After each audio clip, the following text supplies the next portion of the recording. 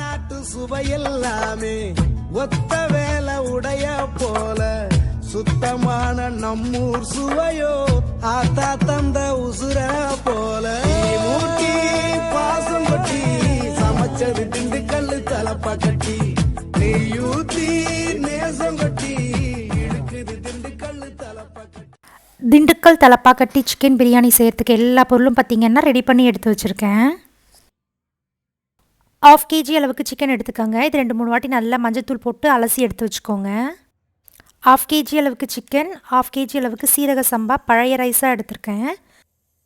அரிசியை பார்த்திங்கன்னா 2-3 வாட்டி தண்ணியில் அலசி எடுத்துக்கோங்க. கூடவே 1 கப் தண்ணி ஊற்றி 1/2 மணி நேரம் ஊற வச்சு எடுத்துக்கோங்க. இப்போ ஒரு மசாலா ரெடி பண்ணிக்கலாம். அதுக்கு ஒரு மிக்சர் ஜாரில் 1 ஸ்பூன் சீரகம், 1 ஸ்பூன் சோம்பு, 2 ஸ்பூன் தனியா, 1/2 ஸ்பூன் மிளகு, ஒரு சின்ன பீஸ் ஜாதி பத்திரி, 5 முந்திரி பருப்பு, ஒரு பிரிஞ்சி இலை ஆட் பண்ணிக்கோங்க. கூடவே 7 சின்ன பீஸாக பட்டை, 5 ஏலக்காய், 7 போல் கிராம்பு ஆட் பண்ணிக்கோங்க. ஒரு அன்னாச்சிப்பூ, கொஞ்சமாக கல்பாசி ஆட் பண்ணி இதை நல்லா ஃபைன் பவுடராக அரைச்சி எடுத்துக்கோங்க. ட்ரை ரோஸ்ட் மசாலா பார்த்திங்கன்னா அரைச்சி எடுத்தாச்சு. அடுத்து ஒரு மிக்சர் ஜாரில் 15 போல் சின்ன வெங்காயம், ஒரு கட்டி அளவுக்கு பூண்டு, ஒரு பெரிய பீஸ் இஞ்சியை பார்த்திங்கன்னா 4 கட் பண்ணி வச்சுருக்கிறத ஆட் பண்ணிக்கோங்க. கூடவே 2 பச்சை மிளகாய், ஒரு கை சேர புதினா கொத்தமல்லி ஆட் பண்ணி கொஞ்சமாக தண்ணி விட்டு அரைச்சி எடுத்துக்கோங்க. அரிசி ஊற வச்சு பார்த்திங்கன்னா 1/2 அன் ஹவர் ஆகிடுச்சு. இப்போ பிரியாணியை தாளித்து விட்டுக்கலாம். அதுக்கு அடிகனமான அகலமான பாத்திரம் எடுத்துக்கோங்க. கூடவே 4 ஸ்பூன் அளவுக்கு எண்ணெய், 2 ஸ்பூன் அளவுக்கு நெய் ஆட் பண்ணிக்கோங்க.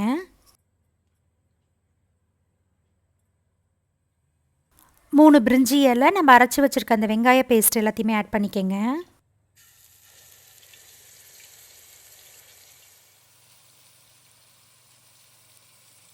எல்லா மசாலாவும் பார்த்திங்கன்னா ஆட் பண்ணியாச்சு. இதை எண்ணெயிலே நல்லா வதக்கி விட்டுக்கோங்க. லோ ஃப்ளேம்லேயே வச்சு எண்ணெய் தெளிஞ்சு வர வரைக்கும் நல்லா வதக்கி விட்டுக்கோங்க. பார்த்திங்கன்னா நல்லா எண்ணெய் தெளிஞ்சு வந்திருக்கு. இந்த ஸ்டேஜில் நம்ம ட்ரை ரோஸ்ட் பண்ணி வச்சுருக்க மசாலா எல்லாத்தையுமே ஆட் பண்ணிக்கோங்க.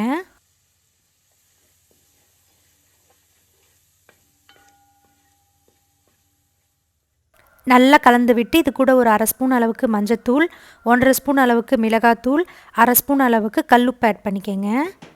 2 ஸ்பூன் அளவுக்கு புளிப்பில்லாத கெட்டி தயிர் ஆட் பண்ணிக்கோங்க. மசாலாலாம் ஒன்று சேர்ந்து வர அளவுக்கு நல்லா கலந்து விட்டுக்கோங்க. லோ ஃப்ளேம்லேயே வச்சு நல்லா வதக்கி விடும் போது பார்த்திங்கன்னா இந்த மாதிரி எண்ணெய் தெளிஞ்சு வரும்போது நம்ம கழுவி வச்சுருக்க எல்லா சிக்கனும் ஆட் பண்ணிக்கோங்க.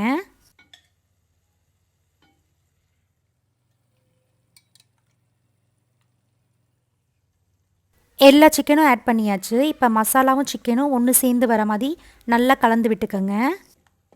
நல்லா கலந்து விட்டு மூடி போட்டு ஒரு 10 மினிட்ஸ் லோ ஃப்ளேம்லேயே வேக வச்சு எடுத்துக்கோங்க. 10 மினிட்ஸ் கழித்து பார்த்திங்கன்னா நம்ம தண்ணி சிக்கனில் எதுவுமே ஊற்றலை. சிக்கன்லேருந்து பார்த்திங்கன்னா தண்ணி நல்லா வெளியில் வந்திருக்கு. இந்த ஸ்டேஜில் ஒரு வாட்டி நல்லா கலந்து விட்டுக்கோங்க. 1 கப் ரைஸ்க்கு 2 கப் தண்ணி. 1 கப் தண்ணியை பார்த்திங்கன்னா அரிசியில் ஊற்றி ஊற வச்சுருக்கோம். இன்னொரு கப் தண்ணியை பார்த்திங்கன்னா சிக்கனில் ஆட் பண்ணிக்கோங்க. கூடவே அரிசி ஊற வச்சுருக்க தண்ணி எல்லாத்தையுமே ஆட் பண்ணிக்கோங்க. ஸோ டோட்டலாக 1 கப் ரைஸுக்கு 2 கப் தண்ணி ஆட் பண்ணியாச்சு. தண்ணியோட அளவு நீங்கள் யூஸ் பண்ணுற ரைஸுக்கு ஏற்ற மாதிரி கூடி குறைச்சி ஆட் பண்ணிக்கோங்க. இது கூடவே பார்த்திங்கன்னா ஒரு 1/2 பழம் லெமன் ஆட் பண்ணிக்கோங்க. இதை நல்லா கலந்து விட்டு இந்த ஸ்டேஜில் உப்பு பத்தலைன்னா ஆட் பண்ணிக்கோங்க. நான் ஒரு 1/2 ஸ்பூன் அளவுக்கு கல்லுப்பு ஆட் பண்ணியிருக்கேன். நல்லா கலந்து விட்டு மீடியம் ஃப்ளேம்லேயே ஒரு 10 நிமிஷத்துக்கு வச்சு எடுத்துக்கோங்க. 10 மினிட்ஸ் கழித்து பார்த்திங்கன்னா தண்ணி இந்த அளவுக்கு நல்லா கொதி வரும்போது உங்கள் காரத்துக்கு ஏற்ற மாதிரி பச்சை மிளகாய் ஆட் பண்ணிக்கோங்க. நான் ஒரே ஒரு பச்சை மிளகாய் ஆட் பண்ணியிருக்கேன். தண்ணி பார்த்திங்கன்னா இந்த மாதிரி நல்லா கொதி வரும்போது ஊற வச்சுருக்க அரிசி எல்லாத்தையுமே ஆட் பண்ணிக்கோங்க. அப்போ தான் அரிசி பார்த்திங்கன்னா உடையாமல் உதிரி உதிரியாக வரும்.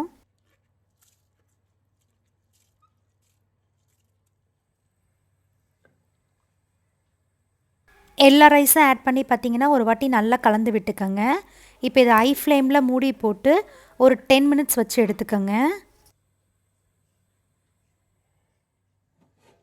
10 மினிட்ஸ் கழித்து பார்த்திங்கன்னா அரிசியும் தண்ணியும் சேம் லெவலில் வந்திருக்கும். இந்த ஸ்டேஜில் ஒரு வாட்டி நல்லா கலந்து விட்டுக்கோங்க. கீழே இருக்க அரிசி மேலேயும் மேலே இருக்க அரிசி கீழேயும்ன்ற மாதிரி நல்லா கலந்து அரிசியை சேம் லெவல் ஆக்கிடுங்க. இப்போ இதை மூடி போட்டு இதுக்கு மேலே ஏதாவது ஒரு வெயிட் வச்சுக்கோங்க. கம்ப்ளீட் சிம்மில் ஒரு 20 மினிட்ஸ் வேக வச்சு எடுத்துக்கோங்க. கரெக்டாக 20 மினிட்ஸில் ஸ்டவ் ஆஃப் பண்ணிக்கோங்க. உடனே ஓப்பன் பண்ணாமல் ஒரு 10 மினிட்ஸ் ரெஸ்ட் டைம் கொடுத்து ஓப்பன் பண்ணுங்கள். 10 மினிட்ஸ் கழித்து பார்த்தீங்கன்னா ஒரு சூப்பரான டேஸ்ட்டில் திண்டுக்கல் தலப்பாக்கட்டி சிக்கன் பிரியாணி ரெடி. இதுக்கு மேலே பார்த்தீங்கன்னா பொடியாக கட் பண்ண ஒரு கையளவுக்கு கொத்தமல்லி ஆட் பண்ணிக்கோங்க. தண்ணி பார்த்தீங்கன்னா கரெக்டான லெவலில் ஆட் பண்ணதுனால எந்த பக்கம் எடுத்திங்கனாலும் பார்த்தீங்கன்னா உதிரி உதிரியாக தான் இருக்கும். அடி பிடிக்காமல் குழையாமல் பார்த்தீங்கன்னா சூப்பராக வெந்து வந்திருக்கு. ஆல்ரெடி நம்ம சேனலில் பார்த்தீங்கன்னா Ambur style mutton biryani recipe video இருக்குது. டிஸ்கிரிப்ஷனில் பின் பண்ணுற தேவைப்படுறவங்க செக் பண்ணிக்கோங்க. ஸோ கண்டிப்பாக இந்த தலப்பாக்கட்டி சிக்கன் பிரியாணியை நீங்களும் உங்கள் வீட்டில் ட்ரை பண்ணி பார்த்துட்டு எப்படி இருந்ததுன்னு கமெண்ட் பண்ணுங்கள்.